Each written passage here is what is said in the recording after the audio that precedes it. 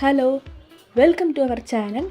ഇന്ന് നമ്മൾ ഉണ്ടാക്കാൻ പോകുന്നത് ടേസ്റ്റി ഗോതമ്പ് ഹലുവയാണ്. അപ്പോൾ നമുക്ക് എങ്ങനെ ഉണ്ടാക്കുന്നത് നോക്കാം. ആദ്യം 1 കപ്പ് ഗോതമ്പ് 8 മണിക്കൂർ കുതിർത്ത് മിക്സിയിലടിച്ച് അതിൻ്റെ പാലെടുത്ത് അരിക്കണം.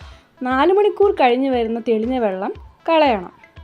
നമ്മളെടുക്കുന്ന പാത്രത്തിൻ്റെ അളവിൽ 2.5 കപ്പ് പഞ്ചസാര എടുക്കുക.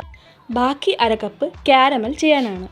അപ്പോൾ നമുക്ക് ചേരുവകൾ നോക്കാം. പഞ്ചസാര, നമ്മുടെ മാവ്, പിന്നെ നെയ്യ് ആവശ്യത്തിന് മതി കേട്ടോ. നമ്മുടെ കാരമൽ ചെയ്യാനുള്ള പഞ്ചസാര. ആദ്യം പഞ്ചസാര കാരമൽ ചെയ്യാൻ 1 ടേബിൾ സ്പൂൺ വെള്ളം ഒഴിച്ച് അടുപ്പ് ലോ ഫ്ലെയിമിൽ വെക്കുക. ഇതിനെ ഒന്ന് മിക്സ് ചെയ്യുക.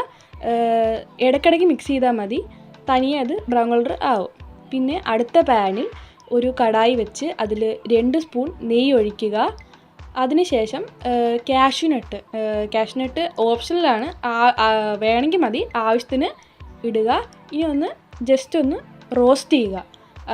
അധികം കറുപ്പിക്കണ്ട, ജസ്റ്റ് ഒന്ന് റോസ്റ്റ് ചെയ്യുക.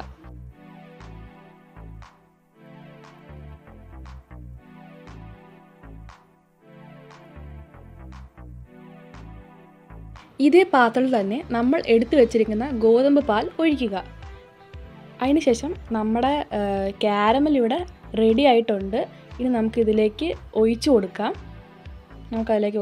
അപ്പോൾ ഒരു പതയൊക്കെ വരുന്നതാണ്. ഇനിയാണ് നമുക്ക് വലിയൊരു ടാസ്ക് എന്ന് പറയുന്നത്. ഇത് കൈ വിടാതെ നമ്മൾ ഇളക്കിക്കൊണ്ടിരിക്കണം. ഞങ്ങളിത് ചെയ്തു വന്നപ്പോൾ 1 മണിക്കൂർ മേളിൽ കഴിഞ്ഞിരുന്നു. നല്ലപോലെ ഇളക്കിക്കൊണ്ടിരിക്കണം.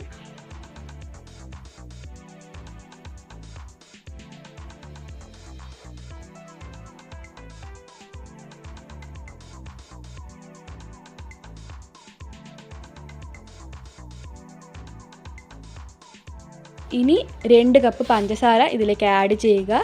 എന്നിട്ട് മിക്സ് ചെയ്യുക. നല്ലപോലെ മിക്സ് ചെയ്യണം.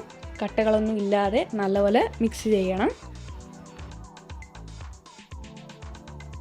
ഇതപ്പോൾ ഈ പരുവായിട്ടുണ്ട്. ഇനി ഒരു 2 ടേബിൾ സ്പൂൺ നെയ്യ് ആഡ് ചെയ്ത് കൊടുക്കുക.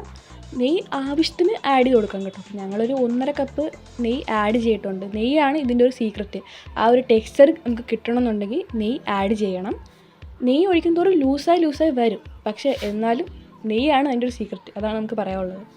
ഇതപ്പോൾ നമുക്ക് വീണ്ടും മിക്സ് ചെയ്ത് കൊടുക്കാം. കൈ വിടാതെ ഇളക്കണം, അതാണ് ഇതിൻ്റെ ഒരു ടാസ്ക്. അപ്പോൾ നമുക്ക് വീണ്ടും മിക്സ് ചെയ്ത് കൊടുക്കാം. അടുത്തത് 2 സ്പൂൺ നെയ്യ് ഒഴിച്ചിട്ടുണ്ട്. നെയ്യ് ഒഴിക്കും തോറും ലൂസായി വരും, എന്നാലും നമ്മൾ മിക്സ് ചെയ്യണം.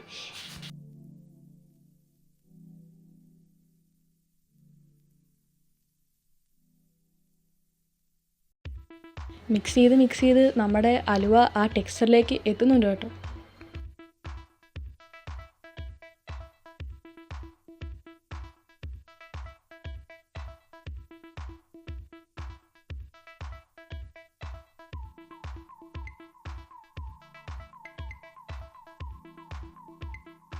ഇനി നമുക്കിതിലേക്ക് കുറച്ച് ഏലക്കാപ്പൊടി ആഡ് ചെയ്ത് കൊടുക്കാം. ഏലക്കാപ്പൊടി ഓപ്ഷനിലാണ്.